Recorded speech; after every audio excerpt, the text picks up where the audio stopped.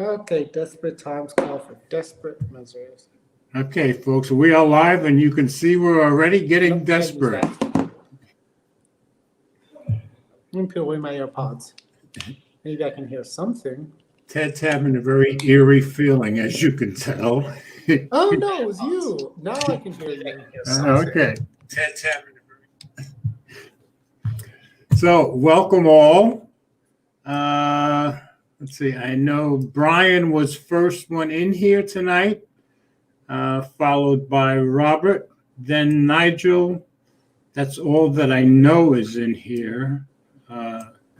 Spoke to Eleanor earlier. She may or may not already have gone to sleep. So she's had a rough week on her job. So, all right, let's see if I can see. Trying to see the video on both Facebook and YouTube at the same time. See the value of having dual screens? Facebook, YouTube, nicely together. I can do that on here too. What? That's true. Did I tell you the guy that sold me the G8X? He wants to buy it back. Not surprised.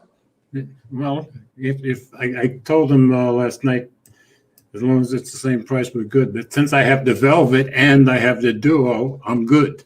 You know? That's true. Yeah. So I guess, Rob just came in here. Hey, Rob, glad to see you. RP3 Tech Reviews. And I guess I have to say happy Halloween to all of you who celebrate Halloween. I don't. It's actually Hallowed Eves tonight. It's All Hallows Eve. You're absolutely right. Also known as All Saints Day. Isn't All Saints Day tomorrow, I thought? No, All Saints Day is today. Oh, okay. So it shows you what I know. And Brian says, I'm Captain Two Screens. Okay. Hey. Well, I guess I'm following in the footsteps of Mr. Mobile. He used to be Captain Two Phones. That makes sense. If I can get where he is, I'll be very happy in a few years. I'm the real. Hold on. I'm the real captain here. The real. All right. You want me to show off, or I'll show off? Hang on.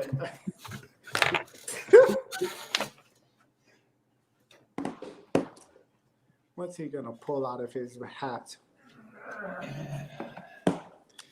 What rabbit's he gonna pull out of his hat? I want to see him try. Hey, George. Okay, the old man is back. All right. Microsoft Surface Duo. Okay. LG Velvet. LG G8X. Oh my God, that doesn't count. That's on its way out. Top that sucker. That's on its way out. You pulled a fast one, of course. The old guy stomps on the young guy. Yo, Will, I sent you a link just in case you had time to come in here. So if you do, please. You know, you're always very welcome. You're always the star of the show anyway, you know. Yeah. Ted, I guess Ted comes up with the most interesting stuff, but Will always comes up with the most controversial and exciting stuff. He also comes up with the most emotion. Well, that's true. That's true. It's just emotion that's taking you over. We went to two different songs.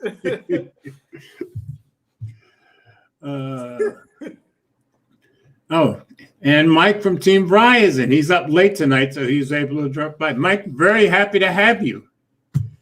And you are, what time is it when you are, Mike? It must be, yeah, he says he's usually in. My exes live in Texas. Oh, there you go. What did I tell you about Key? All my exes live in Texas. That's how it goes. I think I preferred it my way. Mike, we are singularly honored to have you stop by. Very, very happy about it. Yeah. Okay, so maybe we'll be lucky, folks, and we'll just. Eleanor has not gone to sleep yet. There she is. Thank you, Eleanor, for coming by. She's going soon, though. Okay. See that, Ted? She couldn't resist you and your two phones, your two screens. To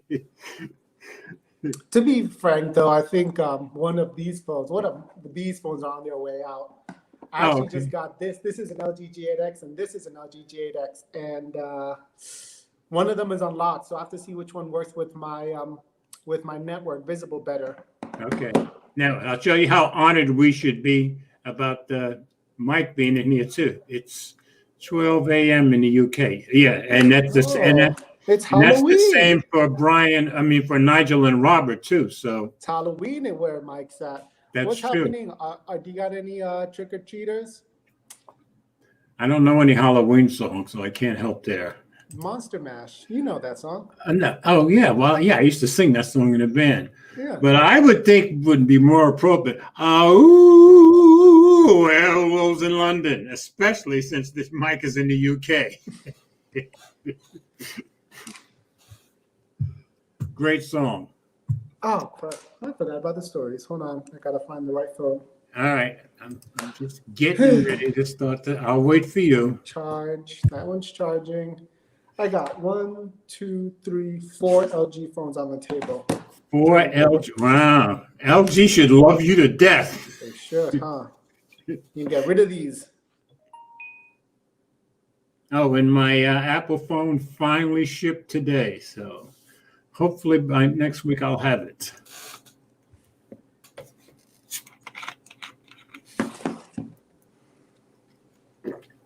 Oh, no. Notice the invisible bottle that you can see through? Yeah. It's 7-Up, so it's green. Okay. Gotcha. Got my stories, got my hands, got my Here's things. Mike's answer about trick or treat.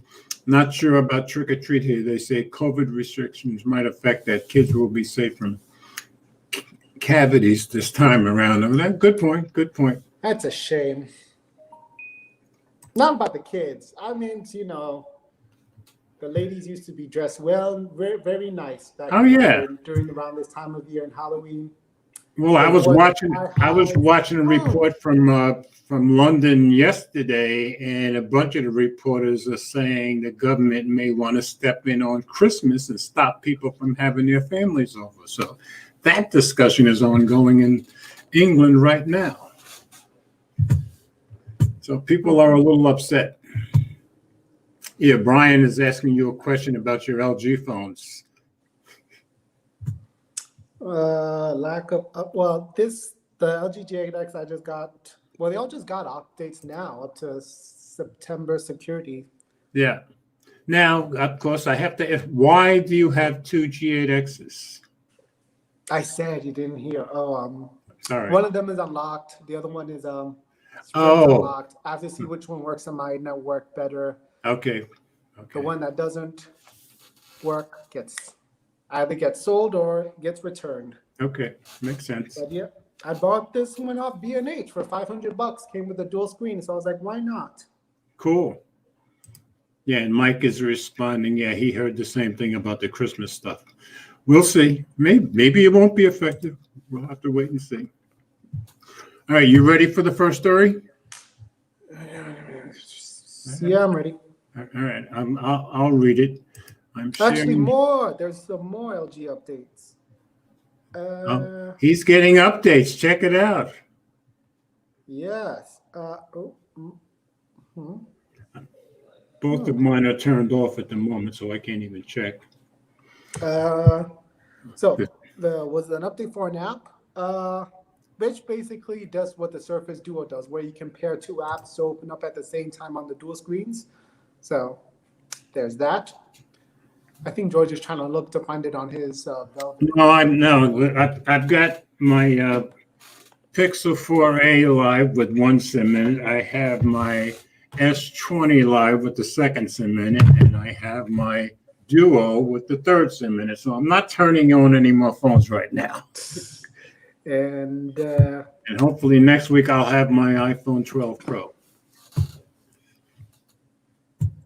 And my new Apple Watch is still sitting there in the package. From last week. Wow. Yes. There's Brian's comments for the holidays. All right, first story of the evening. All right, OnePlus. I figured since this was the big phone news of the week, I'd go with OnePlus. Okay, so and I put the show notes in the description, folks, so you can click right on it and follow right along if you want to. This is on The Verge, of course. OnePlus announces 2 new affordable Nord phones.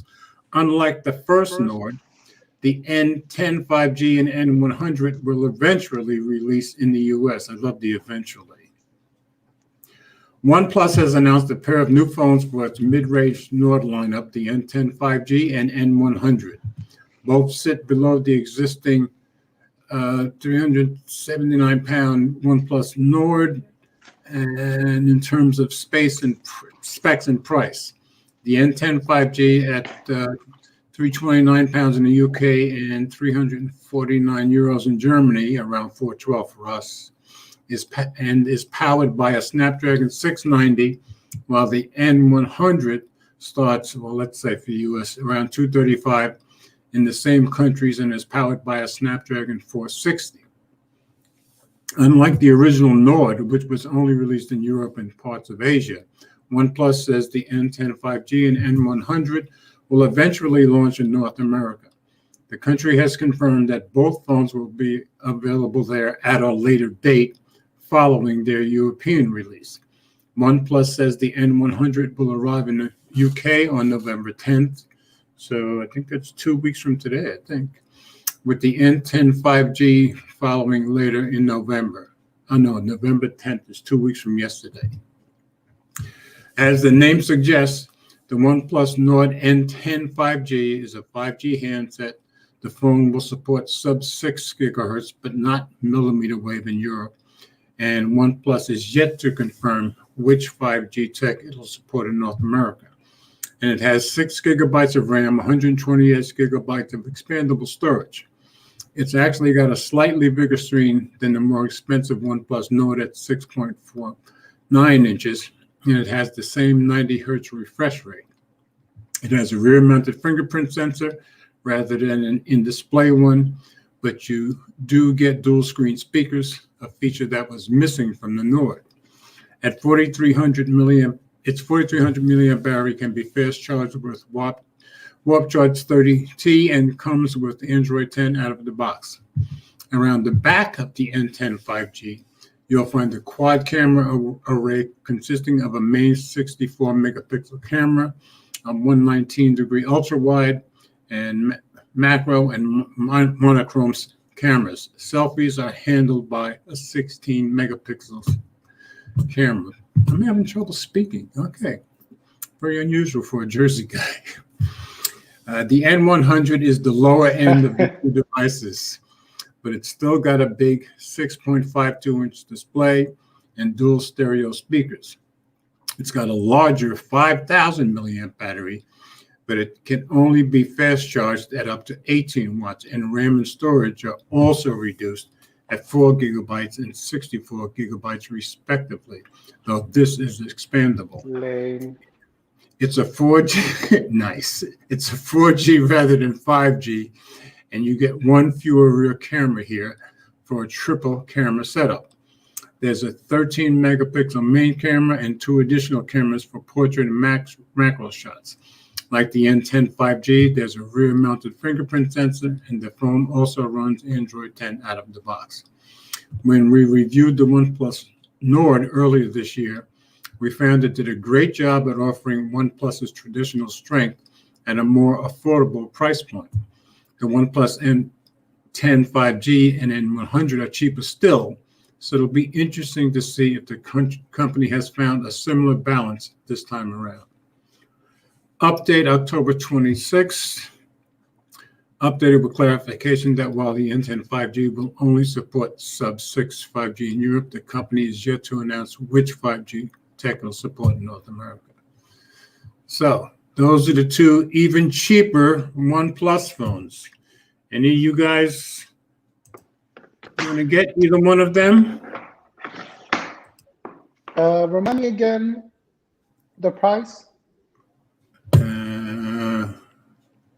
I'm gonna have to pull it back up. Yeah, you waited till I think got it's gonna rid be of the it. same price. OnePlus 7T used. No. You It's can get a gonna brand be new cheaper OnePlus than both of 7T for those. that price. Oh, now you mean? Cheaper than 300. Okay, and for us in the U.S., the N10 5G $412 and the N100 $235. All right, so it's not a But complete no waste. 5G on the N100, of course. So are you considering Allegedly. it? Heck no. Oh, okay. Just wondered.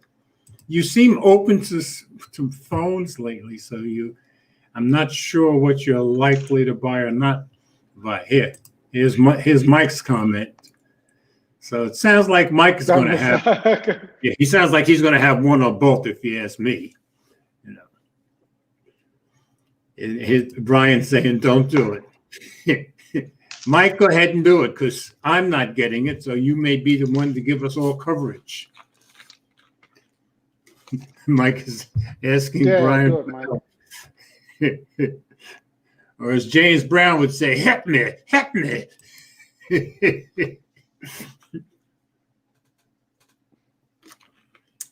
So, any of you guys interested in the either of the two new OnePlus phones? Just let us know in the comments.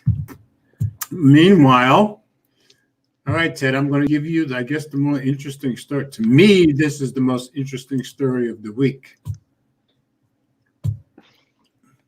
Is that so? Sorry, hold on. There we go. Yes. I'm sharing the screen now, and there we go, and it's all yours. This is on CNET, and of course, they pulled in the big shots in Congress again this week. So all yours, Ted. Oh my gosh, I watched that. That was just I had to I added Jack for apologizing for our Senator Ted Cruz. Okay. Just whew. Oh, that's right. He's from your state, isn't he? Yeah, well, Ted Cruz has been very, very pissed about all of this stuff with the New York Post story. So I can see where he might have lost the handle a little bit. All right, go ahead. All right. Let's see. Sorry. Hold on. Let me just. Sorry, my phone operates differently now that I made Edge my default browser. Oh, so you're not a phony anymore? So, okay, here we go.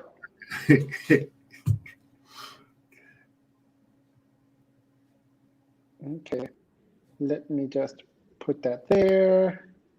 Turn on the wide mode. I wish we could put a camera. Come on. I wish we could put a camera behind your back so we could see all the stuff you do on the desk. Behind my back? Yeah, if we could put a camera behind you, we see all the stuff you're always doing on the desk. I'm just doing it so I can read my screen like this, of course. Yeah. Okay. All right, when you're ready. All right, I'm ready. Ooh, wait, let me get some drink of water. All right, I'm ready, and then wait. Come on now. Do not rush a start. All right. Okay. Zach Dorsey and Pichai face off with Congress over Section 230 free speech. The Facebook, Twitter, and Google CEOs sparred with a Senate committee over foundational internet law. The leaders of Facebook, Twitter, and Google faced withering attacks from both Republicans and Democrats on Wednesday as U.S. senators grilled the tech titans over a key internet law that helped their businesses flourish.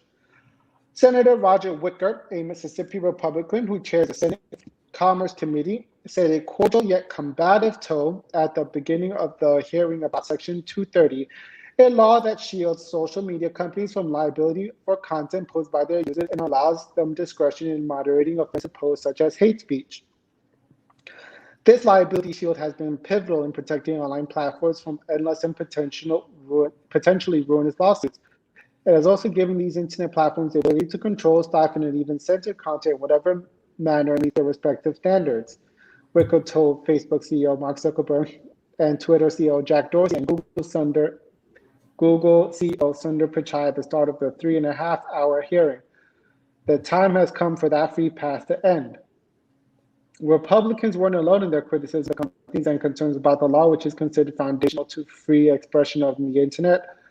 Democrats have targeted Section 230, saying Facebook, Twitter, Google, and other companies aren't doing enough to curb the spread of misinformation and hate speech.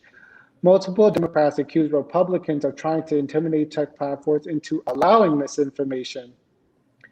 Fact save lives, and there's no both sides when one side has chosen to reject truth and embrace poisonous false information. Senator Tammy Duckworth, a Democrat from Illinois. Though the hearing was supposed to focus on Section 230, lawmakers targeted the content moderation decisions Facebook, Twitter, and Google make rather than the law itself. That is very true. It was also very tiring. Yeah. Some Republican senators quizzed the executives on the political leanings of their employees. Alleged partnership was a consistent theme of Republicans who accused tech firms of censoring conservative speech. The companies have repeatedly denied those allegations. Concerns about censorship increased after Twitter and Facebook took steps to slow the spread of a New York Post article about Democratic presidential nominee Joe Biden's hunter, a subject referenced multiple times throughout the hearing. In a fiery exchange, Ted Cruz, a Republican from Texas, slammed Dorsey for Twitter's move to block links to the story, which circulated about 2 weeks ago. Dorsey, who sported a long beard, don't know how to miss that, acknowledged that Twitter had acted too quickly, a comment that didn't satisfy Cruz. Mr. Dorsey, who the hell elected you and put you in the charge of what the media are allowed to report and what the American people are allowed to hear? The senator thundered. The New York Post isn't just some random guy tweeting. The New York Post has the fourth largest circulation in a newspaper in America. The New York Post is over 200 years old. The New York Post was founded by Alexander Hamilton. I didn't realize that until this story, came up. Yeah, I didn't know Alexander Hamilton founded the New York Post was that old. Yeah. I wouldn't have actually guessed, to be honest, given their constant material. And my favorite subject is history, but so I was surprised that I didn't realize that. Go ahead. Dorsey also told Cruz that Twitter doesn't have the ability to influence elections because people can choose other platforms to visit. Republicans seized on that comment later in the hearing. That was also very tiring. Zuckerberg said the social network had taken steps to combat hate speech, such as banning white supremacists. But he agreed that Facebook should look at its content recommendations. Lawmakers also pressed Zuckerberg, who was seasoned in testifying on Capitol Hill, he certainly is, about Facebook policies designed to address both posts about the November 3rd election, particularly those from Donald Trump. The company will pull down the posts of anti-violence, Zuckerberg said, and that in the case of posts that prematurely declare victory, the social network will label them and direct users to more authoritative sources. Facebook, Twitter, and Google said earlier during the hearing that Section 230 has helped encourage free expression while making it possible for them to moderate the content. The CEOs of all three companies defended Section 230 and raised concerns that any major changes can result in a more removal of free speech. Zuckerberg, who experienced connectivity issues early on in the hearing, said Congress should update Section 230 to make sure it's working as intended, but also expressed worry that altering the language of 230 could make it tougher for online platforms to combat bullying and harassment. So this is another Zuckerbergism of shifting responsibility. The Facebook CEO said he supported changes to the law that would encourage more transparent content moderation. He also said companies shouldn't be able to hide behind Section 230 to avoid responsibility for intentionally facilitating illegal activity on their platforms. Dorsey and Zuckerberg faced a bunch of the attacks, and the two CEOs demonstrated their different approaches to content moderation. Pichai went relatively unnoticed, though many senators repeatedly mispronounced his name. And I do that a lot. Yeah, I'm surprised he got off so easily, given YouTube and. Well, you know what this was about. This was about the New York Post story. Well, Google didn't, kind of shut it down, whereas Facebook and Twitter did. So I can see where they caught all the flack. That makes sense to me. Lawmakers criticized Google for the impact it's had on local journalism through the way it significantly cut into the industry's advertising revenue. That's being Carl touched on a day earlier with a report on big tech's impact on smaller news outlets. I think that's totally unfair to jump on Google for that, because Google may be cutting into the industry's advertising revenue. That's because people choose it, not because they're doing anything to the smaller companies. Yeah, the ad people are just looking for where the eyes are. Exactly. Which I said his company has tried to help media companies with a handful of initiatives. That is a lie? Well, no, it's not a lie, but Politicians and lawmakers have different viewpoints about Section 230. Some lawmakers include Wicker and Brick, Anna Eshoo, a California Democrat, want to amend Section 230. Others, such as Trump and Biden, want to get rid of the protections altogether. Okay, time out. As soon as I read this, I'm like, okay, we have a miracle here. There's something that Trump and Biden agree on. You're probably never going to see that again. One for the bucks. Exactly. In May, Trump signed an executive order asking for Section 230 to be revisited and giving the FTC responsibility for investigating complaints of political bias stemming from content moderation by the social media companies. The FTC is planning to move forward with a regulation that would reinterpret Section 230. Trump has repeatedly called for a repeal of Section 230. Separately, Biden told the New York Times in January that Section 230 should be revoked. So lawmakers from both sides have introduced bills. Okay, sorry. Wicker and two other influential Republicans introduced legislation in September that would narrow the scope of the protection under Section 230 to cover the removal of unlawful material, posts that promote terrorism and encourages self-harm. Eshoo and Republican Representative Tom Malinowski, a New Jersey Democrat, introduced a bill in October that would remove legal protections under Section 230 if a company's algorithm is used to amplify or recommend posts involving international terrorism or posts that interfere with civil rights. And Senator Josh Hawley, a vocal critic of Section 230 and a Republican from Missouri, has introduced several bills on the issue, including one that would allow Americans to sue tech companies that censor political speech. Now, I think hearings also included, as expected, infighting between Republicans and Democrats. Okay, I think both the Democrat from Jersey and the Republican in that last paragraph, I think both of those bills make sense to me. Allowing Americans to sue for censoring political speech? Yes. And I also agree with the Democrat that would remove legal protections if a company's algorithm is amplify or recommend posts involve international terrorism or interfere with civil rights. I think they both have a very good point there. That's true.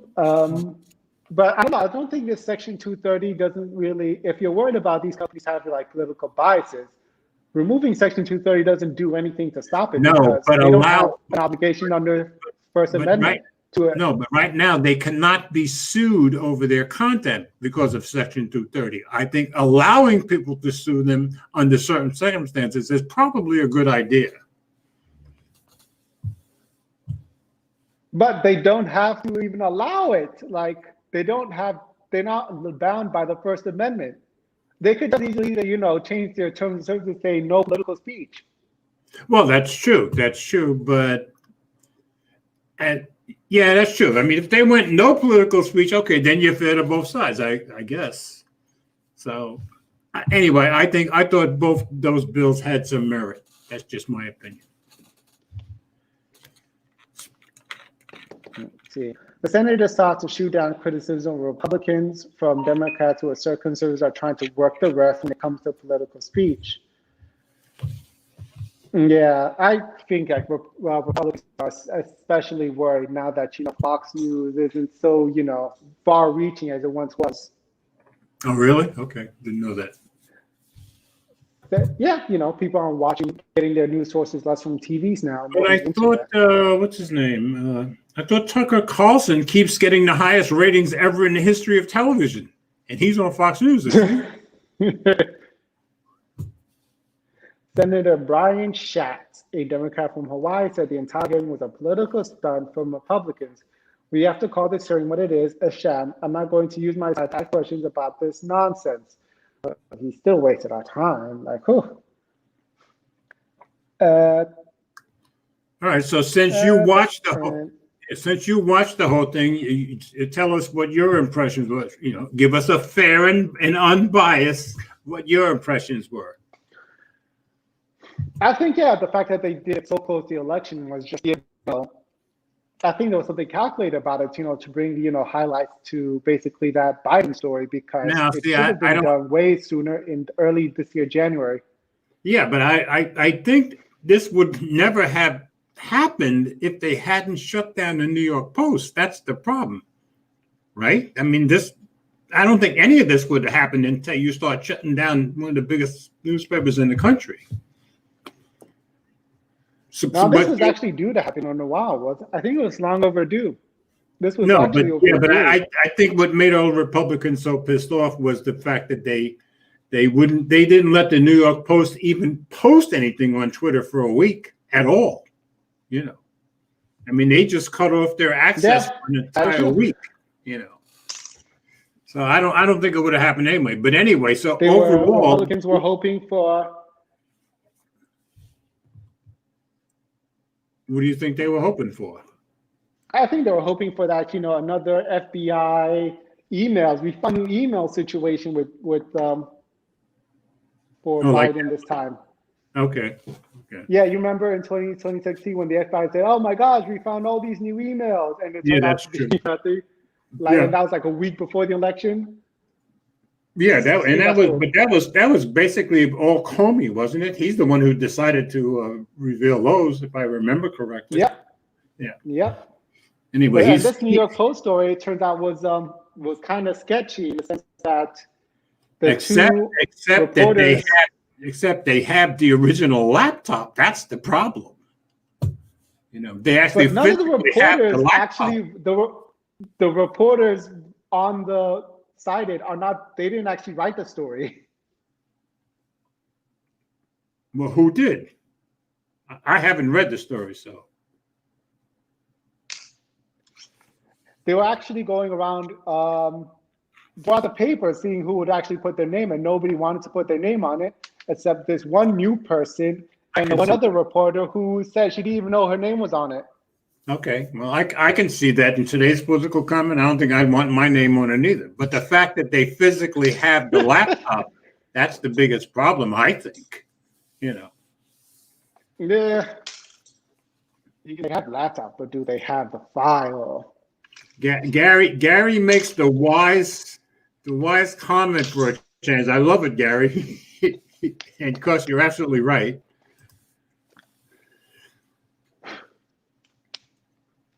Okay, Gary, I'm not going to put money. That's when it gets interesting.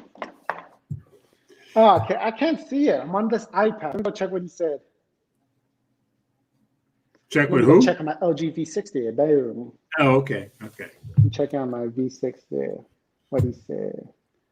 I feel like I should write a song for you and call it Mr. LG.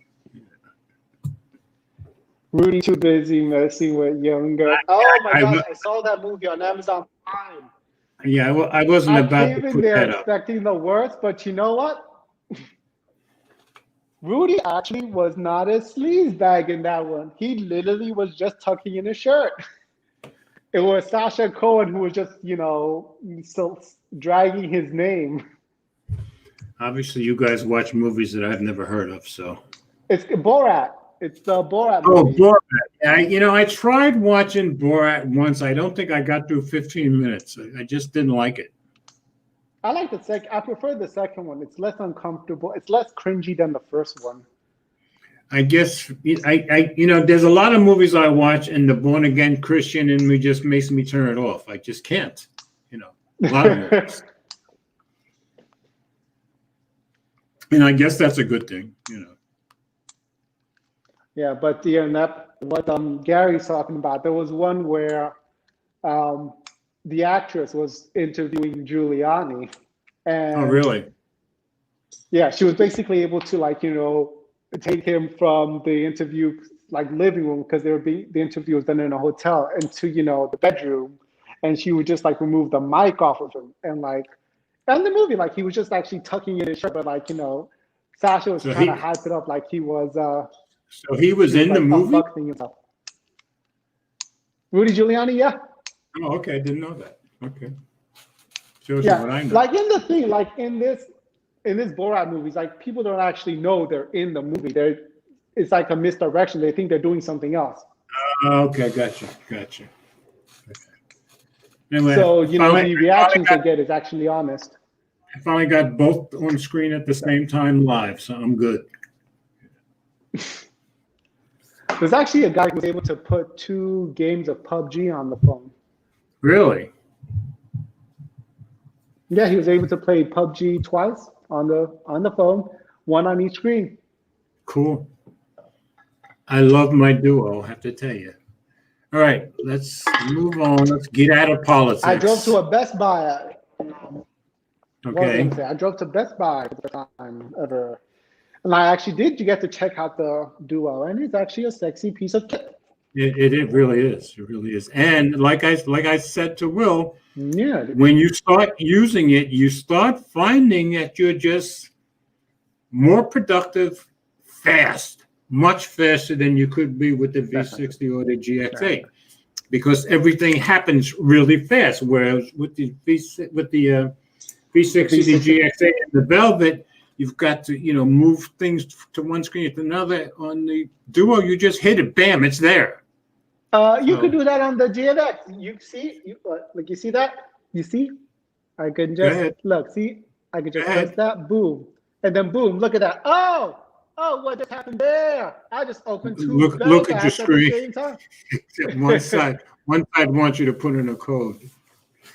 Anyway, they're my banking apps. Of course, I have to put in a code.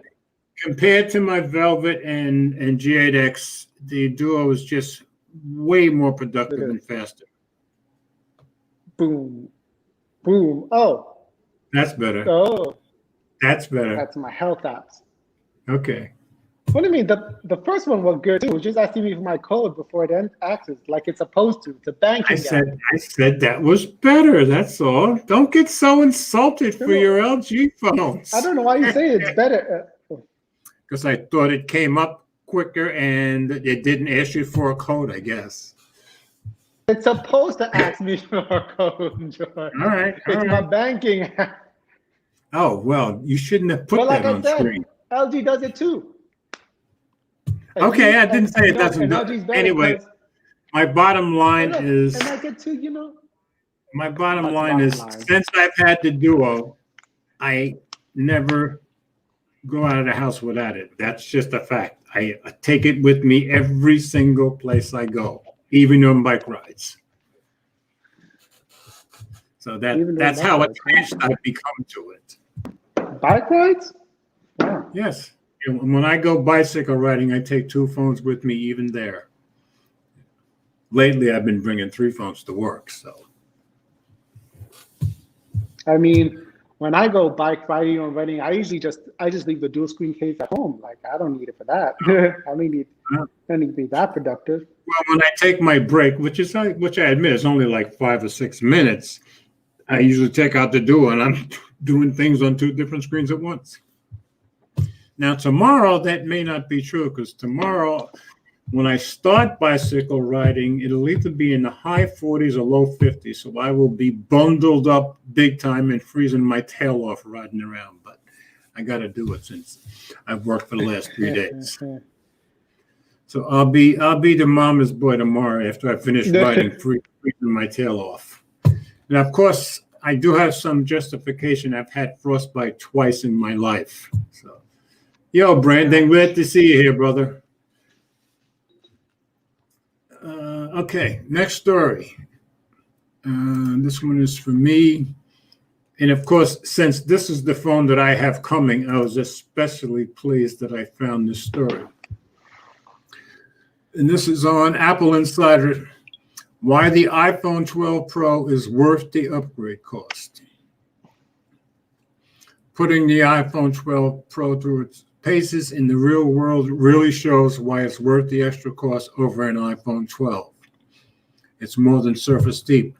New iPhone 12 Pro, of course, offers more features than its predecessors. But before you can even notice any of those, you immediately see and feel how it has all been physically redesigned. As with the iPhone, all the iPhone 12 range, it has the iPad Pro style flat edges, and they make it remarkably appealing to hold. Then with the iPhone 12 Pro, Apple retained the stainless steel frame, but it has 4 new colors. Yeah, everybody's making a big deal of the colors. What's been less reported, though, is that even the colors that we thought we'd seen before, such as silver and gold, have a subtly different and better look. And that's true. I've heard a few people say that.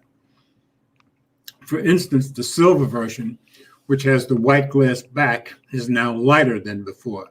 The gold has a new finish to make the color more substantial around the edge, and this also makes it more resistant to fingerprints. Unfortunately, the darker colors remain fingerprint magnets. Oh, horribly. I saw them on Best Buy the day before. Yeah. Yeah. What colors did they have? Best Buy, they had the gold and they had, I think, white. Okay, and that's why I ordered from Apple. They have the Pro. Okay, yeah, that's why I ordered from Apple, because I knew I wanted the blue, and I was making a pretty good guess that Best Buy would not have the blue, and I was right. So, okay, then we have Graphite, which is a variant of Apple's Space Gray. Again, it is slightly lighter around the frame, just as the Apple Watch Series 6 stainless steel that went from Space Black to Gold Graphite this year. Whereas there's the blue. Whereas Pacific Blue is entirely new. That's the one I'm getting. It replaces last year's green. Pacific Blue is entirely new. Yeah. Good job. Oh, wait. I should do it like a rap. Pacific Blue. It's entirely new. Okay. It's made for Ted, and it's made for you. Don't take my word, but you know it's true. Oh, Pacific Blue is entirely new. Oh, okay. Back to the story. I can go on and on.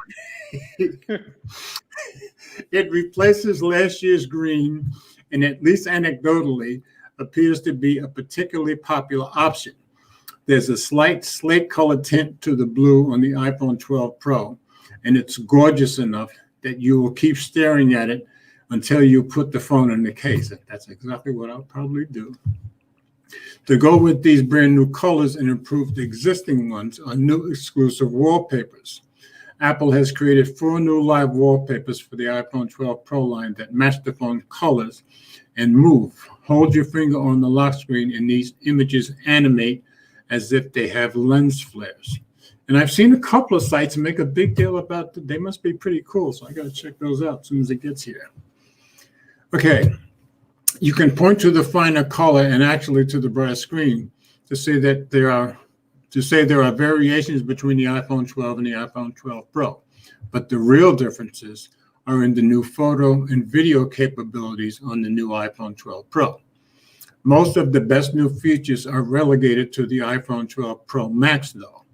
That has yet to be released, but in the meantime, iPhone 12 Pro has some key new features of note, such as the addition of Dolby Vision recording at 60 frames per second, as opposed to the 30 FPS of the iPhone 12. The inclusion of Dolby Vision at all is a feat, and it means that these 2 smartphones are the first in the world on which you can shoot, edit, and share 4K Dolby Vision HDR. However, if you're going to benefit from Dolby Vision, it feels wrong to hamper yourself with the 30 FPS version. The iPhone 12 Pro 60 FPS is certainly better and makes greater use of the potential of Dolby Vision recording. So I'm going to have to try to figure out how to make a real video showing the difference between the 30 and 60. Good luck. Yeah, exactly. I'll probably need it. What's more, in real-world use, It is as easy as you'd want and expect it to be. That's good. When you come to play or edit, you can immediately tell that the footage was shot in Dolby Vision because it is marked with an HDR watermark at the top left corner of the video app. So it's showing you, here it is. Similarly, if you edit in the Photos app, you will see the display get brighter as it starts to display this footage. It also looks very good when played on an HDR-capable display, but can be toggled off if you don't wish to capture it and take up all the storage space it requires. Good. Night shoots. Another frankly amazing feature we explored was night mode portraits on the iPhone 12 Pro. This night mode feature came with the iPhone 11 line, and it already allowed you to take long exposure shots in very low light situations. With the iPhone 12 Pro, though, the same functionality comes to portrait shots, which is very nice. When you switch to portrait mode in the camera app and go to take a pic in very low light environment, you will see the night mode icon in the lower left-hand corner where the 1x and 2x indicators are. You can't zoom in and keep this portrait effect. You have to take the shot at 1x. Explain to your subject that you have to step closer. That's because for this type of shot, it needs the new faster aperture of the wide-angle camera rather than that on the 2x telelens. And I looked at these pictures. They're stunningly different, but you can really tell a huge difference. Yeah. For the iPhone 12 Pro, Apple increased the aperture from f1.8 to f1.6, which is great, which allows more light in and allows the shutter to fire faster. The new LiDAR scanner is also used because it allows the camera to focus in near pitch black environments. And that's what made me buy the 12 Pro, because of the LiDAR. We will have a more comprehensive comparison soon, but we did take a quick set of example shots using portrait mode on our iPhone 11 Pro and iPhone 12 Pro. The 11 Pro wasn't able to enable portrait mode at all, so it just captured the norm. Yeah, there's the iPhone 11 Pro, there's the iPhone 12 Pro. Naturally, that image came out very dark and completely unusable.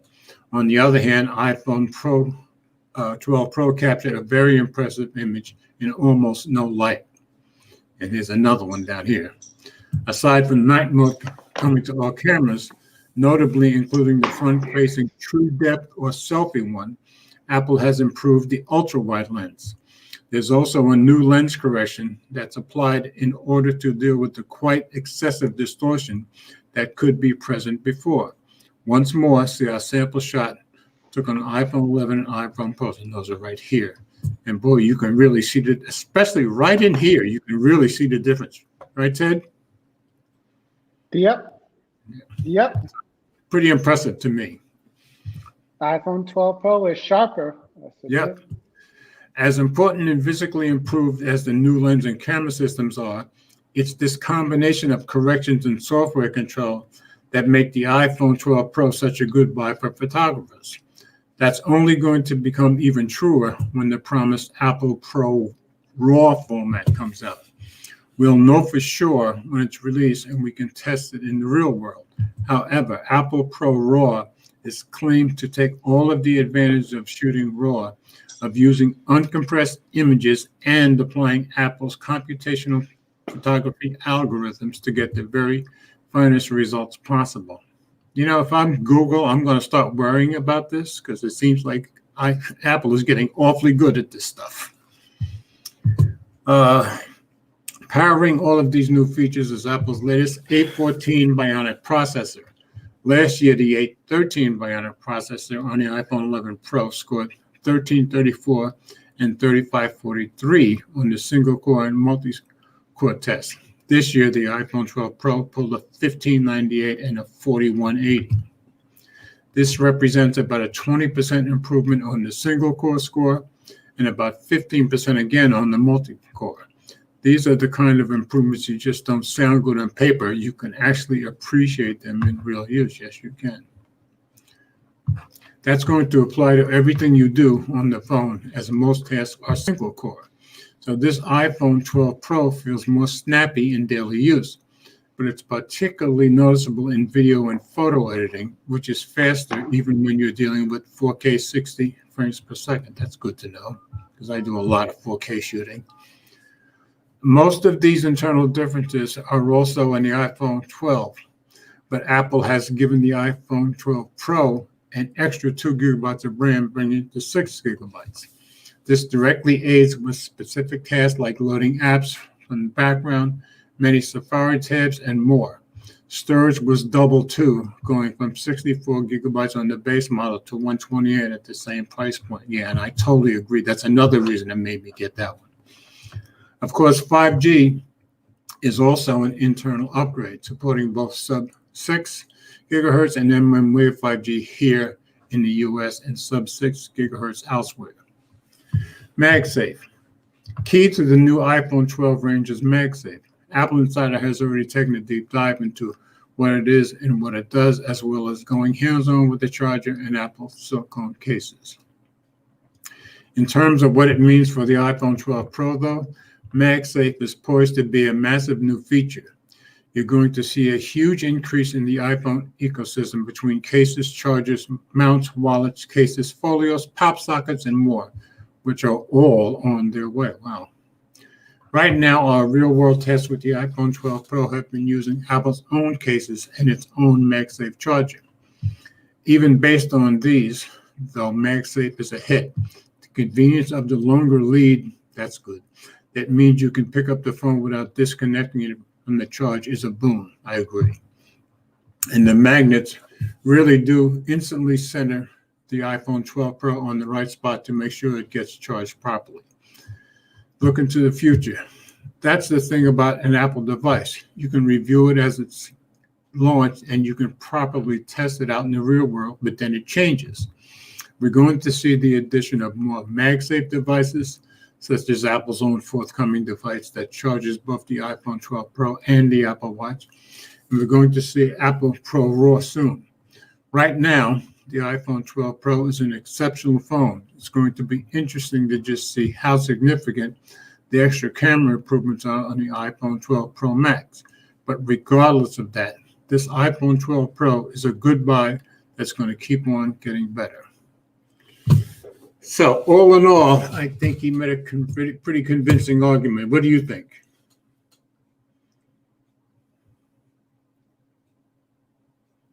All of a sudden, you're silent. Can't hear a word you're saying.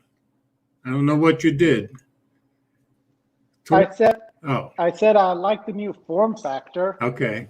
I think for real proper. I feel like this is like an S upgrade in a way in terms of the internals, unless you get the Max iPhone. Well, I think the Max is going to have the best camera features, but I just think some of the features that the Pro has that the 12 doesn't are worth getting to me. Yeah. So let's see what the comments are saying. See, Gary's battery might be he's talking about the Pixel. Okay.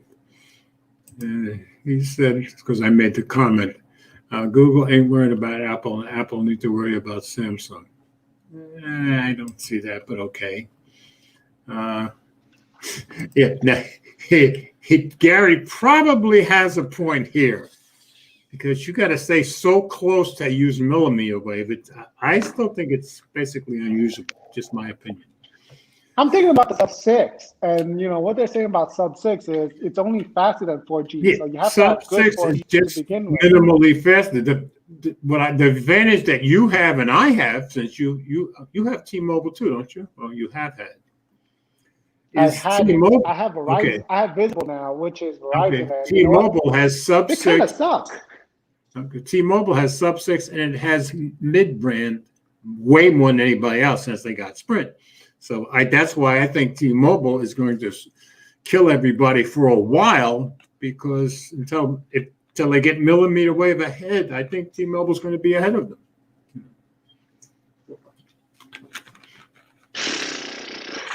I don't know. I think I left T-Mobile at the wrong time. I should have stayed with it. Damn you, Will. See, I've had nothing but good, and I've loved T-Mobile for the 5 years I've had it so far. So,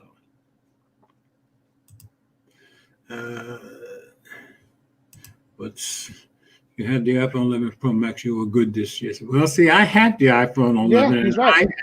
and I think the iPhone 12 Pro is going to be a lot better. But you'll be seeing it by next week. You'll start seeing some comparisons, so that's for sure. So. Yeah, I've got my iPhone 11, and it's like it's right here. Exactly. Yeah, you need to get yourself a 12 so you can do some comparisons too. I'm gonna wait for the 13. I like that number. iPhone 13. That's what I'm gonna wait for. Actually, I've always liked the number 13 also. But then, of course, I don't believe in superstition, and I especially don't believe in luck. So I tell people all the time, you can believe in luck or you can believe in God, but the two are mutually exclusive. Either God's in control of everything, or there's such a thing as luck. You can't have both. Okay, we ready for the next one? Yeah. Hold on. Okay, now I got 1, 2, 3, 4, 5. Let me know when you're ready. I'm getting all my mobile gadgets up in here. Okay, let's see. Andrew O'Hara, good story. This one, speaking of Verizon, TCL's new phone has an ultra-fast 5G for $399, but that's not enough. The most affordable 5G lags behind the Pixel 4a 5G's camera, display, and software. But it's cheaper though. Yeah, I think when you get through with this article, I think you're probably pretty happy with the TCL. That's my guess. Go ahead. The TCL 10 5G UW is the latest 5G exclusive to Verizon's network today, and it's the most affordable 5G ready phone yet. For the moment at least, it costs $399 outright or $16.67 per month. For those paying attention, Samsung Galaxy A71 5G UW held its distinction in July with a $649 price tag, so the prices are definitely falling quickly. TCL originally announced its phone at CES 2020, but today's announcement adds the carrier price. Impressively, the TCL's phone is priced at $200 less than Verizon's specific version of the Google's Pixel 4a 5G, which you can get in the exclusive white color. Okay. Matching its first specs, including the 765G, the 60 gigabytes of RAM, 128 gigabytes of storage. $399 is a price that TCL sees as an easier hurdle for people who want to experience 5G without spending upwards of $1,000, like the Samsung Galaxy S20 or the less expensive but still costly iPhone 12. And it's noteworthy for this price that TCL's new phone supports Verizon's newly launched Sub-6 5G. Well, that's something special. I'm skipping all that. Okay. So the good stuff with this phone is 6.5-inch, bright contrast rich, nice display, matches the Pixel's 4a 5Gs with specs for $200 less, and it supports millimeter wave 5G and Sub-6 5G. And that stuff lacks the software and camera finesse of the Pixel 4a 5G, IP52 water. I think they've actually paid for that. Yeah, I can't believe anybody actually advertises IP52 anymore. Yeah. And then, middling photo chop, which is basically the first cons repackaged, saying, hey, they're just crying it's not a Pixel 4a 5G. But exactly. This phone is $100 less than the Pixel 4a 5G, and it supports both the millimeter wave. Yeah, I agree. So 5G works expected with the TCL 10 5G UW in his Brooklyn neighborhood. He only has 1 millimeter wave spot. That's in Brooklyn, ladies and gentlemen, within a short walking distance. But he has several more within a mile where he resides. So if you haven't experienced millimeter wave before, it can be incredibly fast, but perhaps faster than your home internet. I saw TCL's phone peak at 500 megabits down. Depending on where you live, you might reach gigabit speeds. Verizon Sub-6 5G network recently rolled out. It's accessible right from his apartment, and he gets around 100 megabits download speed. I'm getting 15 megabits down from Visible, so I don't know. Now, But of on course, the me top, me being from where I'm from, my mind is okay. What part of Brooklyn are you in? Because I pretty much know every part of Brooklyn that there is. so the phone has a headphone jack on the top and has a USB-C charger port in the bottom with the bottom firing speakers. The Snapdragon 665 capabilities here fall in line with what we saw the Pixel 4a 5G and the LG Velvet, even besting the respective battery capacities with a 4,500 milliamp hour battery. TCL gets kudos for matching the specs from Google and LG for far less, but the 10 5G UW isn't without compromises. Its display is LCD, 6.5 inch, contrast rich and sharp, and even has tech to allow us to upscale SDR content to HDR10 content. But it's best viewed straight on and otherwise has lousy viewing angles. Also, dark scenes in movies, TV shows have a gray washed look on them. Both Samsung and Google's more expensive phones mentioned above feature OLED screens, which provide unmatched picture quality for any kind of content. Well, that's to be expected. The TCL 10, yeah, the TCL 10 5G UW also lags behind with software launch with Android 10, with a promise of Android 11 launching in the coming months. Software versions aside, the TCL 10 spin on Android requires an adjustment period for some who, like me, usually uses a Pixel. It has a 3-button software navigation on by default with the option to turn off full gesture navigation if you rather clear the entire screen with no software buttons. It lacks the option to switch to Google's pill-shaped home button on Pixel phones that can be swiped quickly to switch apps. Samsung users might feel right at home as this interface lets you swap replacement of back-end buttons and multitasking buttons. Given that this is a carrier-exclusive phone, you might be seeing this coming. Verizon absolutely stuffed it with bloatware.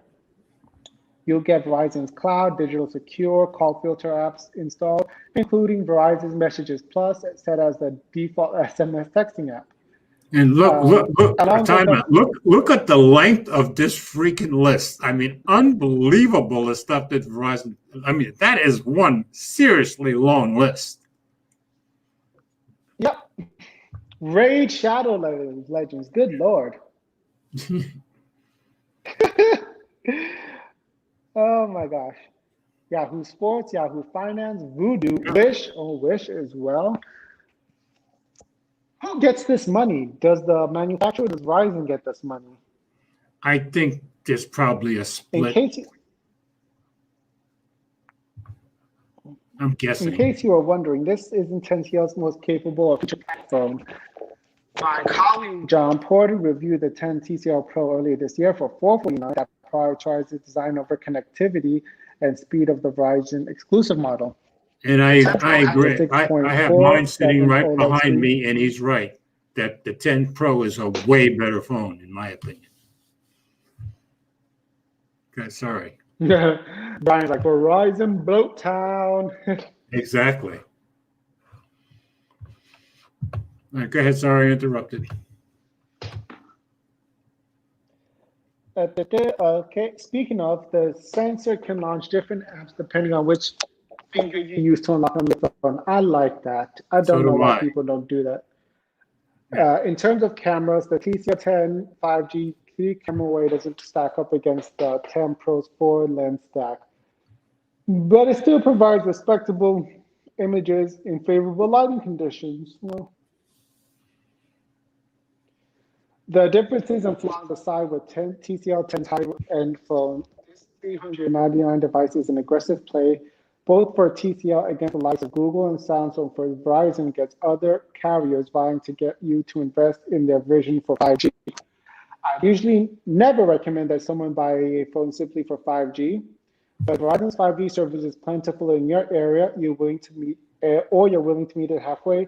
This device is affordable enough that it isn't so wild. Imagine buying primarily for that reason.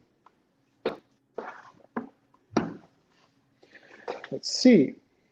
Low-cost phones like this one show that Verizon wants 5G devices to scale. Something the iPhone 12 will likely do for it anyway, but it now needs to solve more for adding scale to its 5G network. My experience with this has been what I call exemplary so far, in the US biggest cities no less. Even today, when 5G is released, now that the iPhone 12 has released, I have to physically move to one of the most impressive and wave emitters, and I don't see that changing anytime soon. Updated to reflect that the TCL 10 Pro 5G UW does have an IP52 water and dust resistance. The company previously stated that it doesn't have any ingress protection rating. Okay. Ah.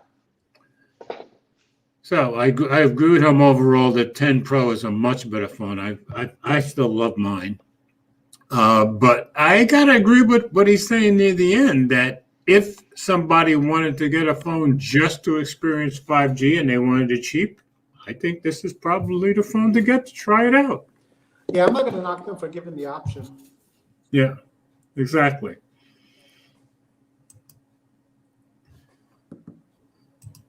So at least there's cheaper 5G out there for people. My unlocked straight from LG G8X can call people now. Actually, no, it can always call people. It can call toll-free numbers. Just because you only know one person, Gary, you only know Tyrone to call. Yeah, I was going to say, wow. Okay. And Brian makes the ultimate I think what's going to stop people from buying this phone is all that bloatware that Verizon threw on there. Yeah. Saying that though, there was while we were talking, I had to remove the bloat on this phone, which wasn't too bad. Oh, really? It was Okay. it was Facebook, Instagram, Asphalt 9, okay, and this modern combat game. So that one 4 bloatware. I would never complain about Asphalt 9. I like Asphalt 8 better than 9. Oh, I like Asphalt 9 better than 8. Oh. Okay, moving on. Okay, I threw this in just because I thought it was an interesting story, and it ran the gamut of all of Google's stuff. So I'll take this one, sharing the screen now. And this is on Android Authority. The state of Google's hardware program in 2020. Google is still best known for its search engine and Android operating system. However, the company is swiftly becoming a major hardware player too. Between smartphone, smart home, and IoT ventures, Google is building hardware in the biggest and fastest growing market segments. Although it might not be shipping to the volume to worry some of the biggest tech brands, Google is clearly steering development in its preferred direction. Despite some production delays, 2020 has seen the launch of a range of new Google products. The list includes the flagship Google Pixel 5 and more affordable Pixel 4a and 4a 5G smartphones. There is also a new Chromecast with a rebranded Google TV software. Not forgetting the company's growing range of smart speakers and hubs, Pixel Buds 2, and partnerships with smart TV sets and Chromebook manufacturers. Google wants to be everywhere. Let's dive into the state of Google hardware products and the company's ever-expanding ecosystems. Previous years have seen Google compete with the very premium tier smartphone brands, but 2020 has been very different. Building on the success of 2019's budget Pixel 3a series, Mountain View's latest smartphone releases are all reasonably affordable, including its Pixel 5 flagship. There's definitely been a shift in the Google hardware strategy towards mainstream products at lower prices. To accomplish this, Google ditched bleeding-edge processing capabilities for a mid-tier chip in the Pixel 5. This good enough approach to processing brings costs down while still allowing the Pixel 5 to offer competitive hardware features. These include 5G networking, wireless charging, and industry-leading photography capabilities. It's a compelling package.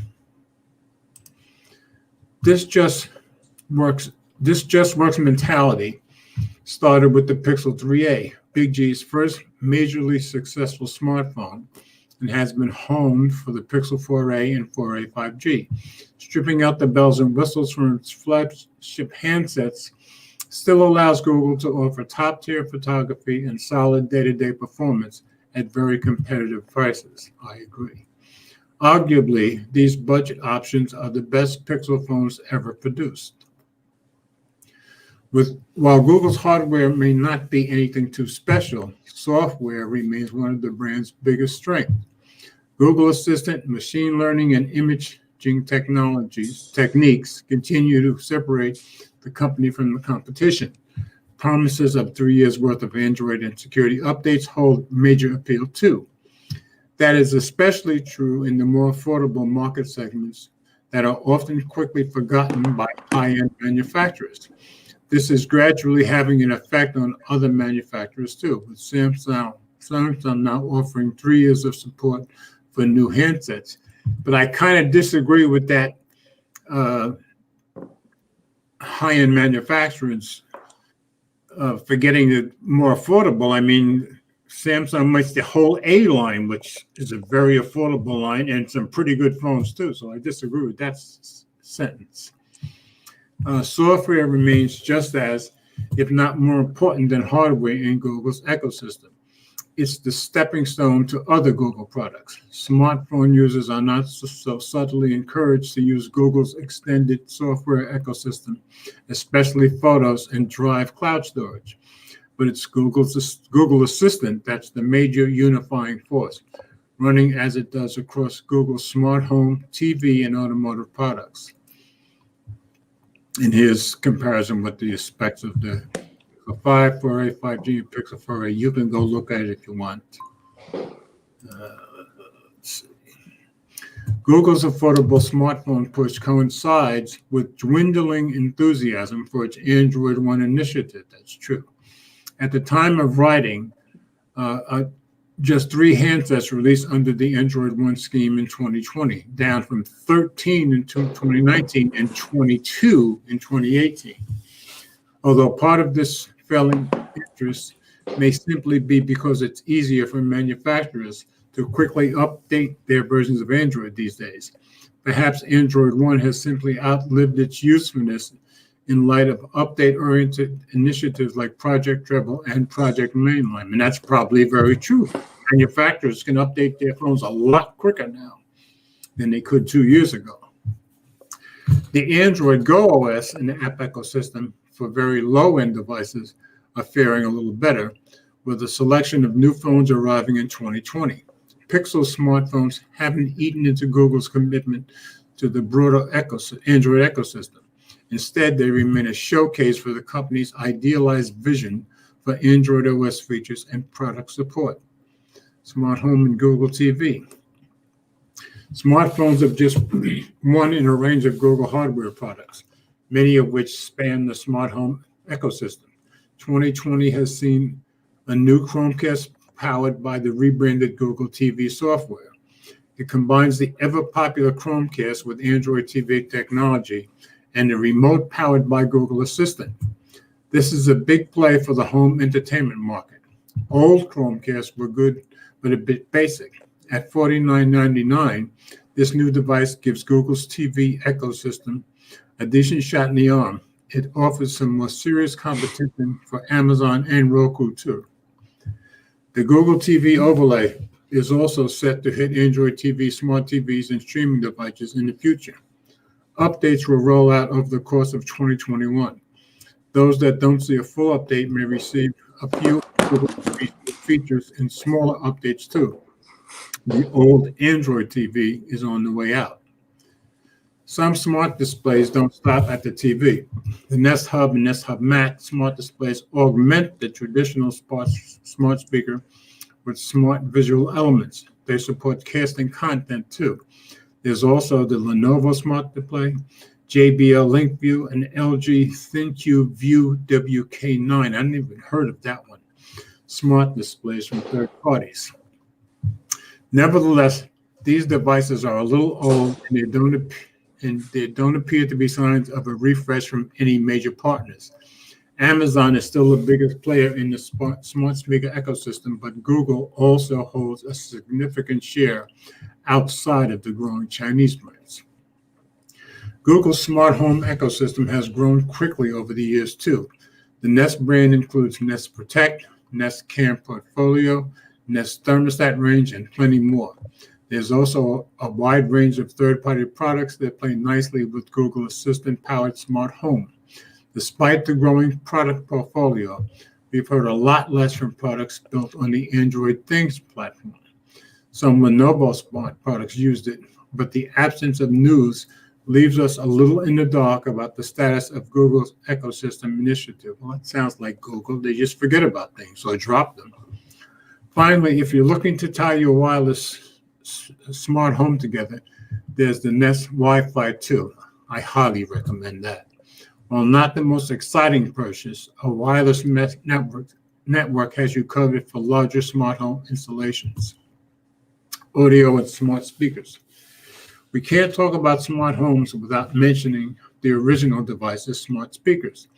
The older Google Home Max, the Nest Mini, which replaced the Home Mini, and the new Google Nest Audio speaker span a variety of price points and quality options. With voice activation at their core, these devices are the linchpin of Google's smart home ecosystem. Google has also expanded into portable audio products with 2 generations of its wireless Pixel Buds. They're a little pricey given the lack of support for high-end Bluetooth codes, but an IPX4 rating, true wireless audio, and wireless charging case are higher-end features. We haven't seen a premium tier set of headphones from Google yet, but this feels like a market segment ripe for expansion. Gaming with Stadia. Smart homes are a core part of Google's vision, but the company isn't stopping at TVs for in-home entertainment. 2020 has also seen gaming be part of the strategy with Google Stadia. Stadia isn't a hardware product exactly, more of a service, but it's an important part of Google's expanding entertainment ecosystem. Bringing AAA games to Chromecast, smartphones, Chromebooks, and basically any other device with a web browser is now another arrow in Google's cloud ecosystem quiver. Whether or not Stadia has the right features, titles, and price strategy to make a serious dent in the gaming market remains to be seen. So far, the reception has been mixed. Stadia isn't yet receiving the prompt support and investment required to address its earlier issues and missing features. But with rival companies revving up their own cloud gaming servers, Google already has a foot in the market that looks set to heat up over the coming years. Chromebooks and education. Chromebooks have become a mainstay of the laptop and two-in-one market. This is just a Google ad. In the education sector. What'd you say? This is just one giant ad. I hope you got a check from Google. Well, I don't think it's an ad. That's just my opinion. Okay. 30-party manufacturers remain the dominant force in the Chromebook space, often operating a more affordable price. Well, I can skip down, though.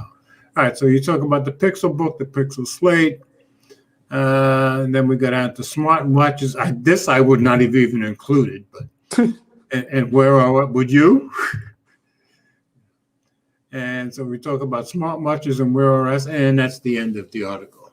But I don't think he's making the point that looks, nowadays Google makes quite a bit of hardware. Don't you agree? Yeah, some good, some bad. Yeah, exactly. What's good has continued being good. Yeah, but I think they're making in some ways, the same mistake Google always makes. They start something and then they forget about it, or they don't talk about it, or they do nothing to show it off. No, I think they advertise their products, except for like Nest. I don't think they showed Nest as well as they could have compared to Amazon's ecosystem. Yeah. Funny enough, though, the weakest point of Nest is actually the software, like how you communicated through the Google Home app, which is kind of, it's kind of like, I'm always like cutting through the weeds trying to figure it out, like how to. I agree. I agree that because it seems like when you have hiccups, it's always in that Nest, like with the only one I have experience is with the Nest camera, but that seems to have more hiccups than any other software, Google software that I've dealt with. One thing I do notice now, though, is that Google seems to be running away from anything that's premium. They no longer do like a premium, the Nest Home Max. They just made a miniaturized version of it that everyone can afford. Yeah. They're no longer doing a premium iPhone, a Pixel now, so that what about people that want to spend like $1,000 or $900 on a Pixel phone? They can't. Right, but my processor. They can't. Yeah, I think you're right. I think they've given up on those people. Smartwatches, no one's like Google actually. I don't even know why they included smart. Is there a Pixel Watch? Why did they even include that? Yeah, I would not have included because Wear OS does such a bad job compared to Samsung and Apple. Supposed to be about hardware, and they're not in the hardware game of watches.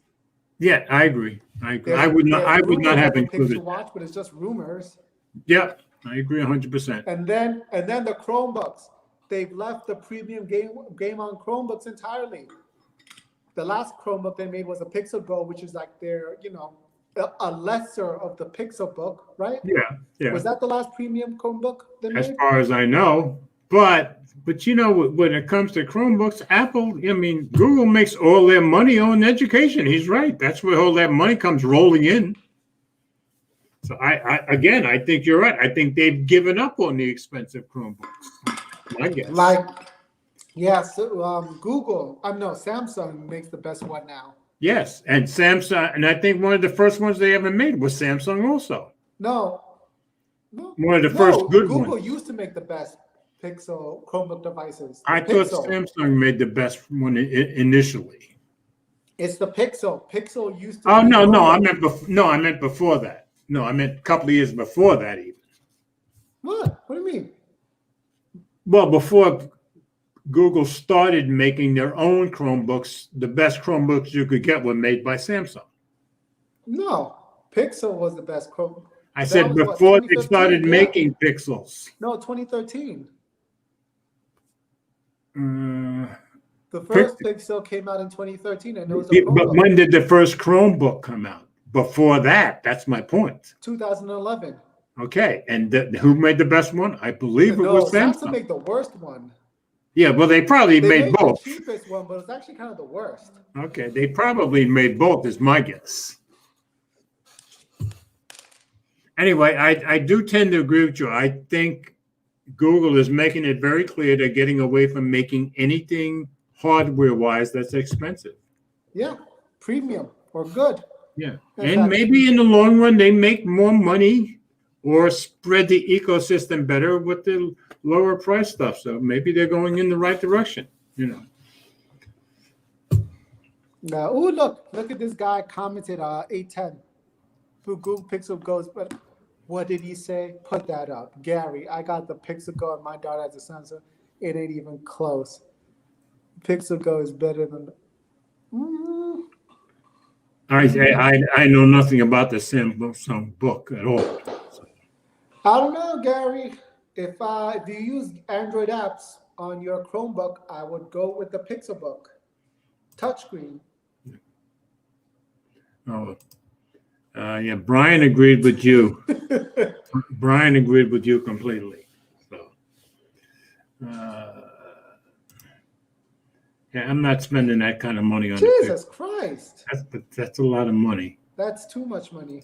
I agree for any kind of Chromebook. You could buy the Samsung Chromebook. That's what it sells for with the 4K display with that price. Okay. Yeah, that's a lot of money. What did you do, Gary? Gary just has books. Gary, let me be a shopper. Brian has his opinion. Okay. It's if you're comfortable with tinkering with it, you can actually get 3 OSs on it. You can get Linux on it, Chrome OS, and Android. So it's actually very versatile. Okay. Whether it's useful for you though, that's a different story. Sounds like you need to show that on some videos for us. I sold my Chromebook Pixel. Well, you can always buy another one for $1,400. Good point. I'll start a GoFundMe for that. And of course, Brian is being practical, but of course, Gary is being Gary. That's the truth. Fine, nothing. And hey, Funny Gary, you got to give I'm Gary actually in the market for an iMac. I'm going tomorrow to get an iMac for $500. Yes. Oh, 2011 iMac. I was just going to ask you how old. Okay. Yeah. I gather in really good shape. Yeah, it's in good shape. The problem with the 2011 iMac, though, and this is with the discrete graphic cards, they run the risk of the GPU just dying unexpectedly, like, And you're willing to take that risk for that money? for $500. Yeah, because I'm buying it like a placeholder until I see, if Apple makes anything Okay. compelling, You want to see what's coming I up. think by 2021, manufacturers will start using AMD chips in their laptops, and Yeah, that they'll makes be sense. really good. Yeah. Or Apple's the software will be ready for Apple's in-house chips, Yeah. those iMacs and whatever. So Yeah, that makes sense. so I just need this $500 iMac to last me the year to see where to go. Then I'll kick it to the curb. Okay. All right.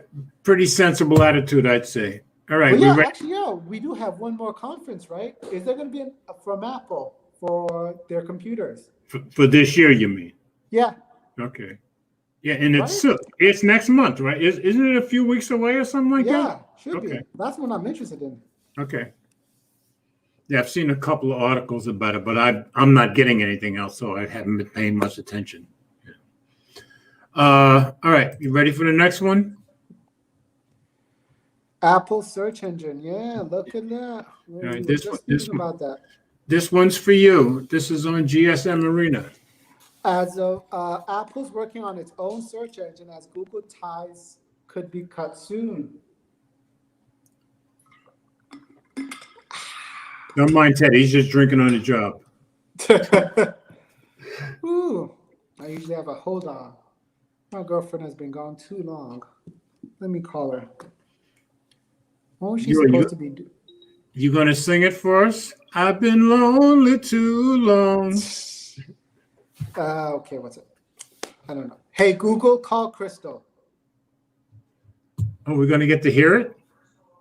Oh my gosh. The Google assistant in the bedroom picked up the call. That happens all the On time. the table for? That happens to Eleanor all the time. She'll say it in the kitchen and the bedroom picks it up. Meanwhile, let me start reading. Okay. Apple working on its own search engine as Google ties could be cut soon. Apple is said to be working on its own search engine to replace Google. As of now, Google pays Apple between, 10 billion and 12 billion a year. That's chump change to them.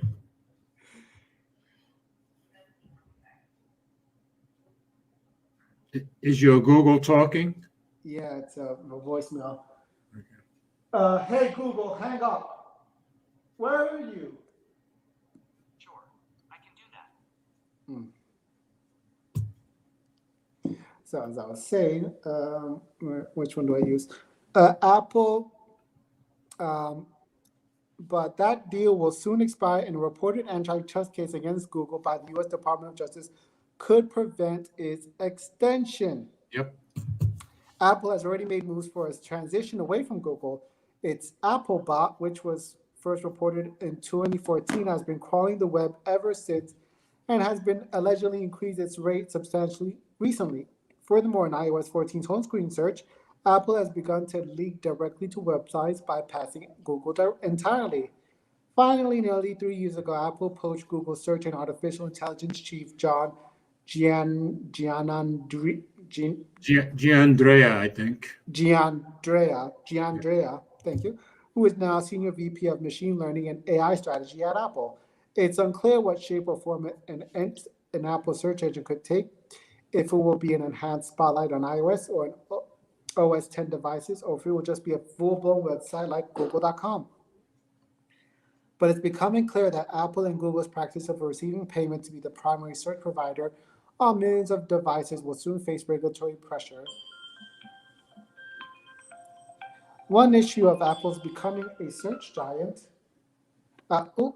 One moment. I'm sorry. Oh, we don't get to hear his conversation. I thought we could have some blackmail. Oh, well. And Brian, that is a very good point. Okay. Where were we? One issue of Apple at that paragraph. One issue of Apple becoming a search giant will be its commitment to privacy. In an open letter to its customers, Apple CEO Tim Cook once said, "Our business model is very straightforward. We sell great products. We don't build a profile based on your email content or web browsing habits to sell to advertisers. We don't monetize the information you store on your iPhone or iCloud, and we don't read your email or your messages to get information to market to you. It is not clear how Apple could create a successful search engine without building a profile around their users' browsing habits or using that customers' stored data on the iPhone as a means to better search results."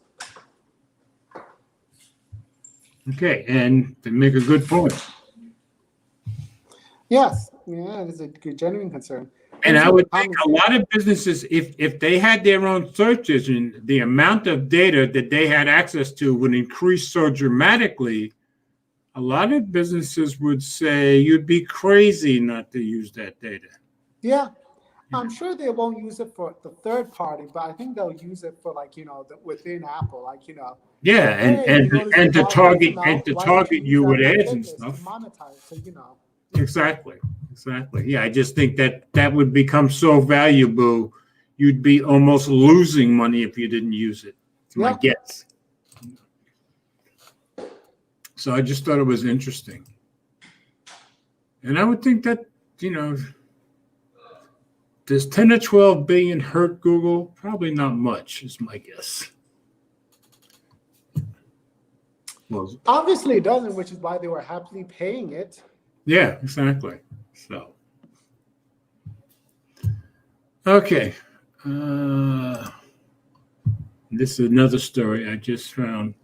I love Gary's comment about the Siri, though. That is so true. Because Siri is terrible. All right, moving on, and this one's going to be on me. And I'm sharing right now. And we're back on The Verge. Microsoft gets a pandemic boost thanks to Surface, Xbox, and cloud services. Microsoft posted the first quarter of its 2021 financial results today, reporting revenue of $37.2 billion and a net income of $13.9 billion. Revenue was up 12%, and net income has increased by 30%. Not bad in 2020. While the ongoing pandemic continues to force many to work remotely during an economic turndown, Microsoft is benefiting from the shift in the way people are now working, playing games more and connecting to others through video conferencing. Cloud services are the biggest booster of Microsoft revenues from the pandemic shift in behavior. Both Office Commercial and Consumer are up, with Office 365 commercial revenue growth up by 21%. Server products and cloud services revenue has also increased 22%, not bad, as more businesses rely on cloud services for remote working. Azure revenue itself grew 48%. Wow. The biggest news here from a consumer point of view is that Microsoft 365 consumer subscribers have also increased to 45.3 million. That's a jump of 27% year over year, and likely thanks to Microsoft's renewed focus on consumers with Microsoft 365 and Microsoft Teams earlier this year. Cloud and Office aren't the only products driving Microsoft growth. Surface revenue has jumped by 37% this quarter to $1.5 billion. That's a big increase for a quarter that hadn't seen any new Surface devices introduced. That's true. Microsoft only just introduced the new Surface Laptop Go device and updated Surface Pro 10 earlier this month, but those will count towards next quarter's revenue. Over on the gaming side, Xbox content and services revenue has also increased significantly by 30% compared to the same quarter last year. Not bad. A number of consumers have turned to gaming and services like xCloud or Game Pass during the pandemic, and it's clear there's an increased demand for Microsoft gaming services. Microsoft notes that Xbox Game Pass subscriptions and strengthened third-party and first-party titles helped with revenue. Microsoft is now gearing up to launch its next-gen Xbox Series 10 and Series S consoles on November 10th. These consoles complement Microsoft's xCloud game streaming service that launched last month and the company's ongoing efforts with Xbox Game Pass. Microsoft revealed it has 15 million Xbox Game Pass subscribers last month, but the company hasn't provided any fresh numbers today. Microsoft appears to be bullish about demand for the Xbox Series 10 and S consoles. We expect very strong demand following the launch of our next generation Xbox Series 10 and X consoles, said Microsoft CFO Amy Hood during a call with investors. This demand should drive supply-constrained hardware revenue growth of approximately 40% next quarter. Microsoft reported a jump in Windows usage earlier this year after lockdowns throughout many parts of the world led to remote working for many. This jump in usage hasn't resulted in increased Windows OEM revenue during the quarter, though. Windows OEM revenue has dropped 5%, and Microsoft blames lower commercial demand for the dip. That makes sense. While commercial demand for PCs might be softening, Windows OEM non-pro revenue has grown by 31%, thanks to consumer PC demand. It's likely that students and families are driving this growth during the pandemic, turning to PCs to help support remote learning. During an earnings call with investors, Microsoft CEO Satya Nadella said PCs have become mission critical and that Microsoft is seeing double-digit growth in monthly active devices for Windows 10. Elsewhere, LinkedIn revenue has also grown by 16% year over year with 722 million users. Search revenue has decreased by 10%, though. Microsoft splits its various businesses into three buckets: productivity and business processes, intelligent cloud, and more personal computing. The more personal computing bucket includes Surface, Xbox, and Windows, and Microsoft says gaming and Surface drove its revenue growth of 6% for this quarter. Azure drove the intelligent cloud revenue growth, and Office 365 and LinkedIn helped the productivity and business processes bucket. It's clear that these main revenue drivers, Azure, Gaming, Surface, and Office, have been influenced by the pandemic. Microsoft CEO Satya Nadella said at the beginning of this pandemic that the company had witnessed 2 years' worth of digital transformation in 2 months. That transformation appears to be continuing for many businesses, students, and consumers. So that's interesting. That's pretty impressive growth, but yeah, the pandemic is. Have you noticed that the pandemic, the really biggies are all profiting and benefiting from, Google, Microsoft, Amazon, Walmart, they all seem to be doing great with the pandemic. I can't hear you again. It's that K thing Biden was talking about. K thing? What K thing? The K growth. We're going to have a K growth. I haven't heard of the K growth. The people who had money when everything went shut down in March. Oh, I got you. Okay, I'm getting it. Yeah, they're gonna shoot up now and just rebound. And people who didn't have such a safety, they're gonna go. Hold on, let me just. It's a K. They're gonna as the pandemic. Realistically, the people who had the money, they're not going to lose money. They're going to move out of the cities And if you're going to tax them to death, they're going to move out of this country. They're not going to lose any money. I guarantee you that.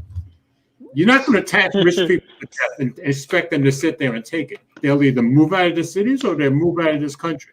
But I guarantee you, you're not getting their money.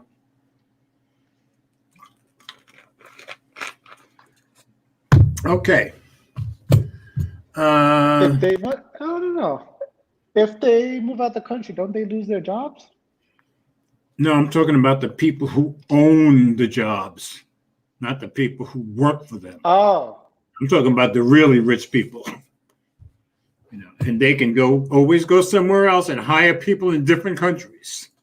You know. Okay, I was thinking about the people who make just above 400,000. No. I was talking about the billionaires. Because Sony is having a good year.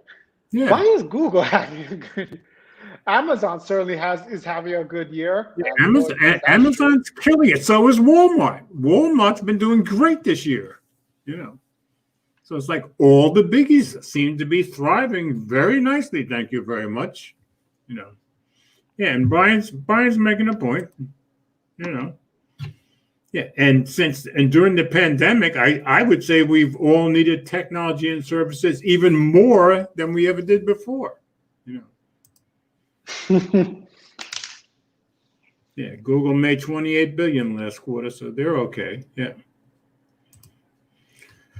So anyway, I guess as long as they're doing well, I guess we can't say the country as a whole is doing but so bad. All right, you ready for the next one? Yep. All right. We haven't talked about Epic and Apple for a while, so we're probably due to talk about it anyway. Yeah, that's true. Okay, I'm sharing it now. And this is again on The Verge. Oh, I get this one. Okay. All right, so Epic says Apple has no rights to the fruits of Epic's labor in latest filing. The game makers locked in a battle with Apple over App Store fees. Okay. This is by Kim Lyons. Okay. Epic Games fired back against Apple yet again in a new court filing. Okay. A quick recap. Back in August, Epic introduced a new direct payment system in its widely popular Fortnite game to bypass Apple's 30% fee.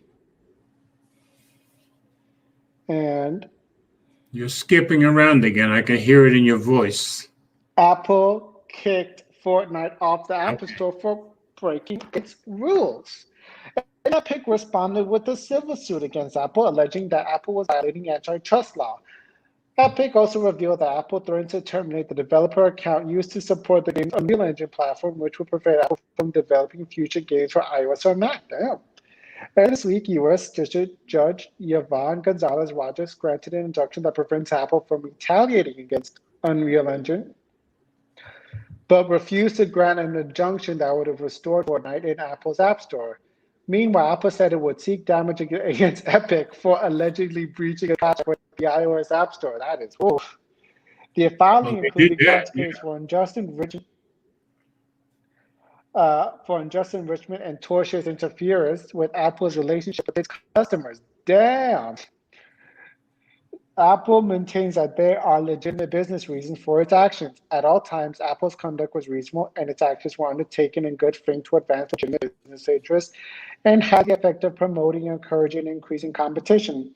The complaint read, Epic's flagrant disregard for its contractual commitments and other misconduct has caused significant harm to Apple. Aww. But in Friday's filing, Epic said its actions are far cry from tortious, even purportedly criminal conduct that Apple's opposition depicts. Simply put, Epic did not steal anything that belonged to Apple. The company couldn't steal proceeds from the sales of its own creative efforts and did not interfere with any prospective economic advantage Apple sought to gain from Fortnite users separate and apart from their interest in Fortnite. Apple's repeated assertions of theft boil down to the extraordinary assertion that Epic's collection of payments by players of Epic Games to enjoy work of Epic's artists, designers, and engineers is taking of something that belongs to Apple. Rogers said the case should go to a jury to decide and suggesting a time trial frame of summer 2021. It is important enough to understand what real people think. Do these security issues concern people or not? Apple did not immediately respond to a request for comment Saturday. For me, up until now, every story I've read and everything I've thought about it, I can see Epic's point, but I've basically been on Apple's side. This time I'm on Epic's side because I think Epic is absolutely right.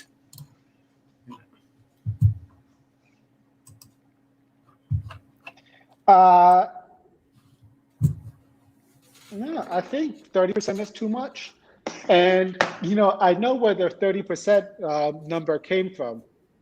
Okay. That was what, back in the day before the internet, that's what Right. stores charged when retailers, when manufacturers, they gave their goods for stores to sell. Right. The 30% cut. Yeah, department stores had to actually shelve this product, keep it in their warehouse, put them on the shelves, mark it up, put up the flyers. So, the 30% would be reasonable. But obviously, internet stores don't have to do that. Right. So but it doesn't have to be 30%. Yeah, I agree. 30% is a lot. My only reason I've sided with Apple to this point is because nobody made Epic sign the deal. You signed to pay 30%, then pay 30%.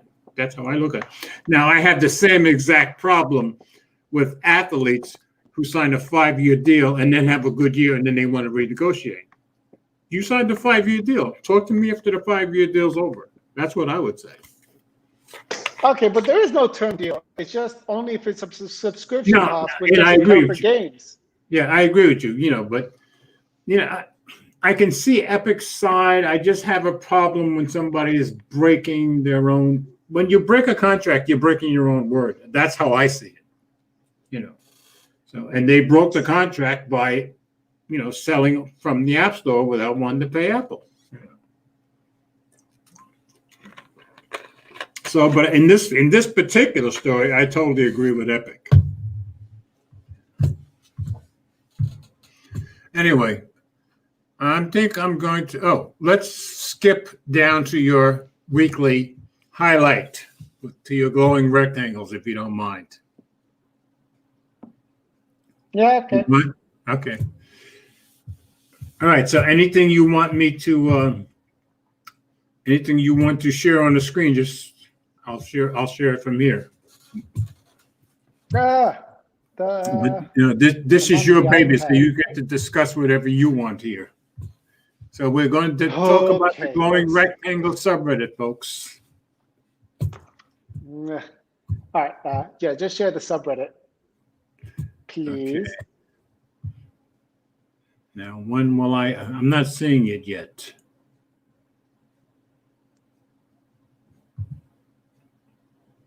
Oh, you want me to? You want? Yeah, I want you to share it so I can share it and let people see it. It's up to you. I'm on the iPad. I can't share. Oh, okay. I'm sorry. Why don't we just read the last story? Why don't we read the last story? That's okay. So you don't want to do the subreddit things tonight? Not tonight. All right. Then I'll go over the last story. I just thought this was quite irked over. Yep. Yeah, you just caught me unawares, unprepared. It's just because I'm on this tablet, so I can't share stuff. All right, I'm sorry. All right, this is on ZDNet. Microsoft did some research. Now it's angry about what it found. There are times when corporations lose their temper. Well, there are people too. In Microsoft's case, it's people in politics that are driving the company crazy. I'm quite used to hearing that Microsoft has annoyed someone, usually a Windows user who's angry about Redmond's keenness to slip unwanted products onto their screens. I was rather moved then to hear that Microsoft itself is enduring conniptions of the most fundamental kind. You see, the company recently commissioned research company YouGov to ask 5,000 registered voters about their innermost feelings one or two deeply felt highlights emerged. 90% of respondents admitted they're worried every time they share their information online. 70% privately pointed their fingers at the U.S. government. They said it isn't doing enough to protect their personal data. A similar 70% said they'd like to see the next administration enact privacy legislation.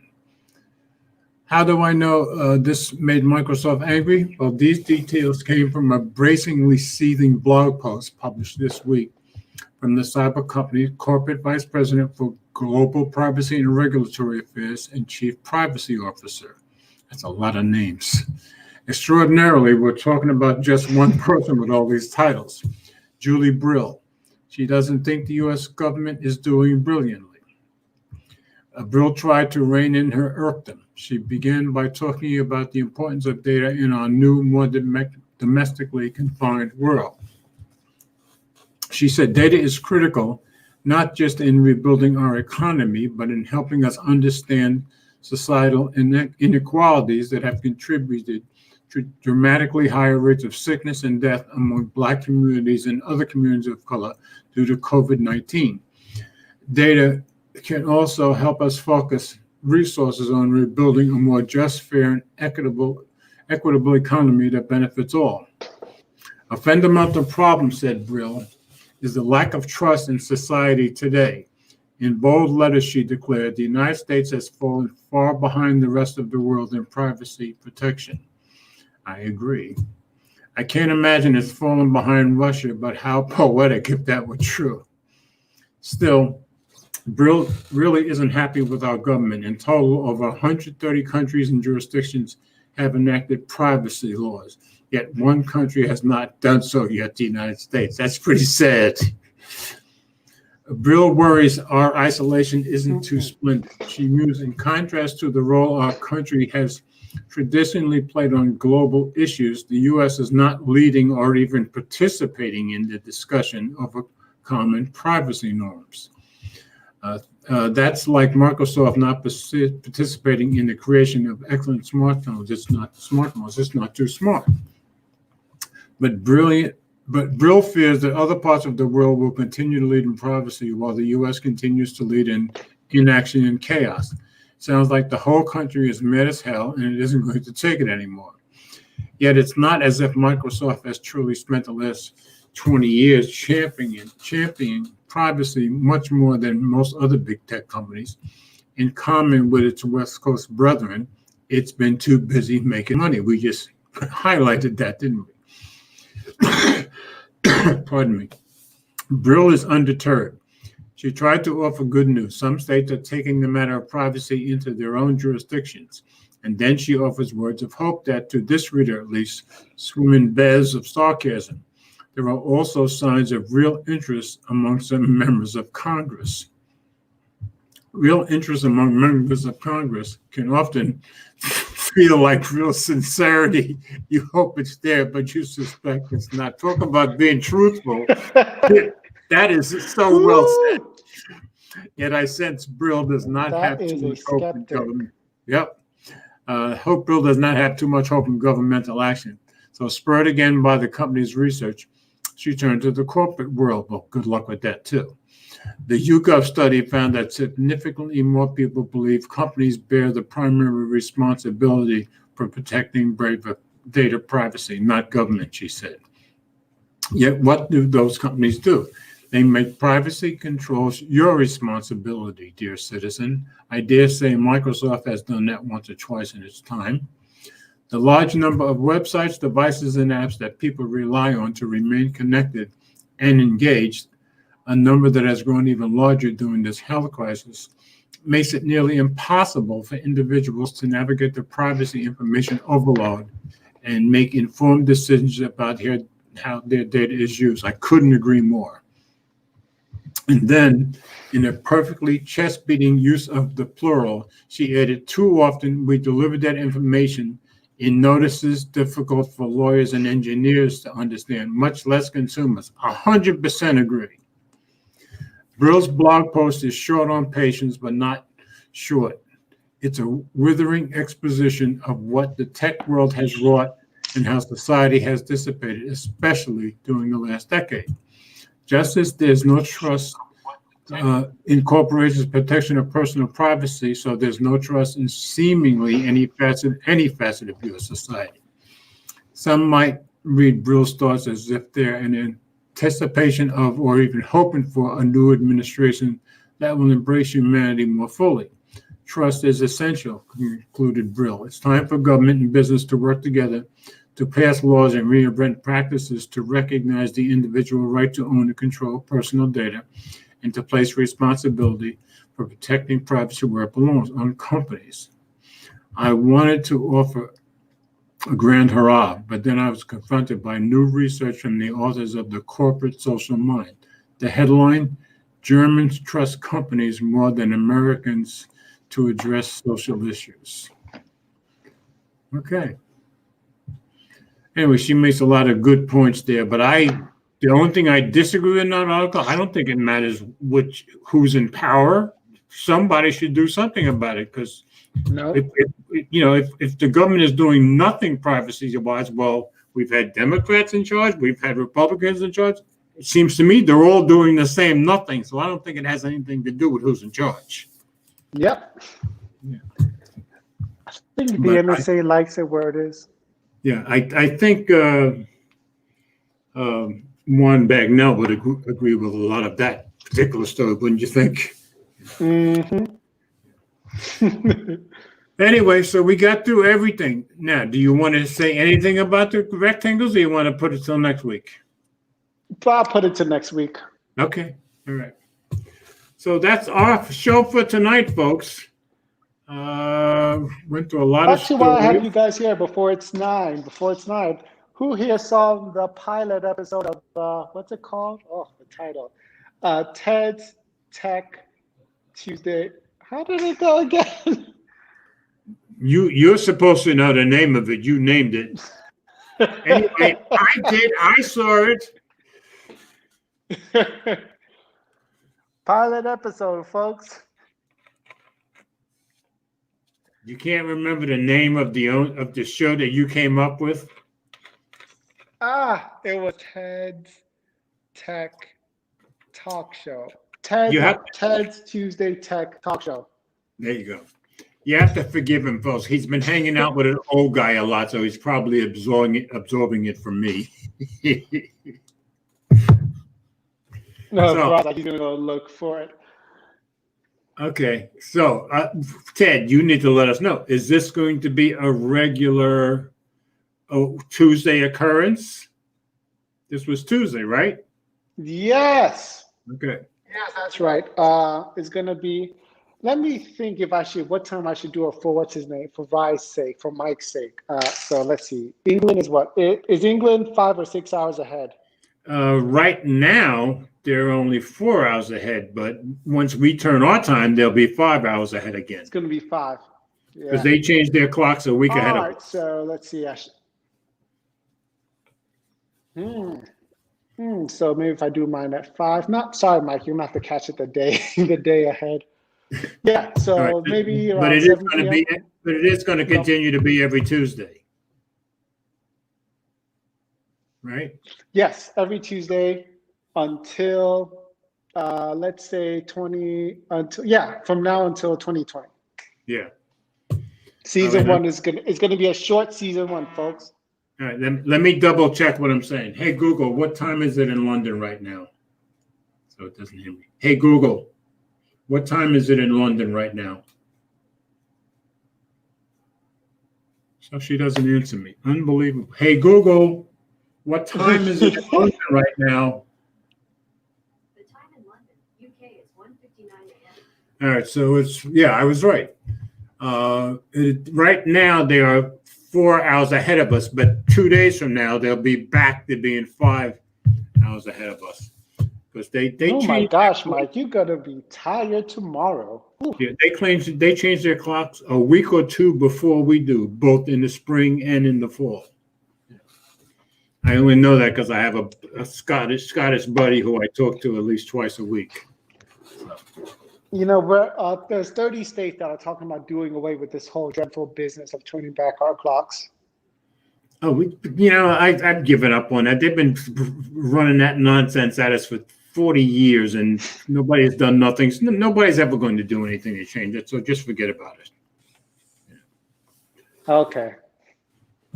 All right, so at least every Tuesday we'll be seeing. Give us the name again. Yeah, it's gonna be it's Tuesday. It's Ted's Tuesday Tech Talk Show. Well, so basically, it's Ted's Tuesday Tech Talk. Ted's Tuesday Tech Talk. Ted's Tuesday. Ted's Tuesday Tech Talk. You know what? That's the name. George just said it. Ted's Tuesday's Tech. What? No, Tech Talk. Yes. Ted's Tuesday Tech Talk. George, Tech yeah. Talk. There you go, George. Right, Yeah. so you all heard it, folks. Now here's me a cut. Don't know. Ooh, All right. don't say that Anyway, many so times fast. tune into Ted's Tuesday Tech Talk, and we're saying about 5 p.m. your time, Central Time. After actually 8 p.m. 8 p.m. Central, so 9 p.m. Okay, 9 p.m. East Coast time. Okay. I'll write this down. Yeah. Okay. So 1 a.m. next morning for you, Mike. And Nigel and whoever else. And Robert, I guess.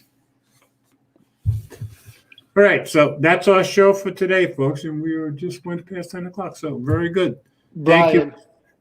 Thank you for sticking T4. with us. Just call it T4. Brian, you stay good with these ideas. I'm just writing them down. T4. Okay. But No, thanks, actually, guys. Well, thanks, guys. Mike likes it too. So. But thank All right. you guys for watching. Thanks for watching. I hope everybody has a very blessed and safe weekend. And I guess we'll see you next week on Ted's channel. On Friday. On Friday, yes. And then you'll see Ted himself on Tuesday. All right, folks. Thanks for coming in, and we'll see you next week. Yeah, here comes our usual.